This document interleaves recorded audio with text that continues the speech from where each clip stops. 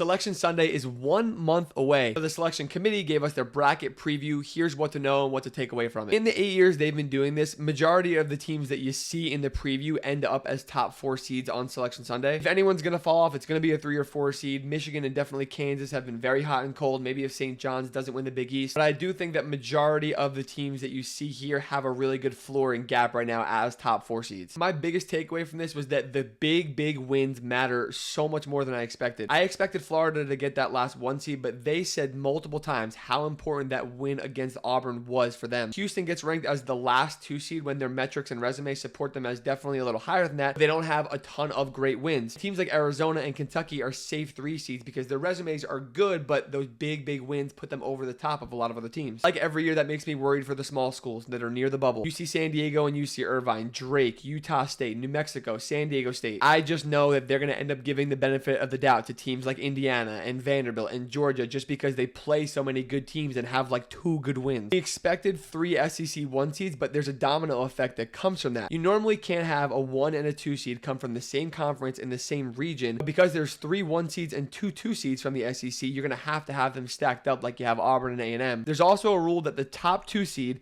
and the top 1 seed cannot be in the same region, which kind of screws over Tennessee because they want to play in the South, but they can't be in Auburn's spot. So a team like A&M, who also wants to play in the South by being worse than Tennessee technically, gets the benefit of the doubt here. My last thing is that the non-SEC teams are going to get the best regional preference. Like I've said, they have to strategically fill in the SEC teams on where they can and can't put them. A team like St. John's, even though they're the 16th overall team, can get forced into the East region because they're flexible to be moved around anywhere. And Iowa State can get put into the Midwest, and same with Purdue, or maybe that would be Wisconsin now. Those teams specifically, I think, could make for a loaded Midwest region, and it's going to end up screwing whatever the 1 seed is in that region, which is Alabama. Even though they're the number 2 overall seed, they get the toughest region because they're putting the really good Midwest teams in the Midwest region where they want to play.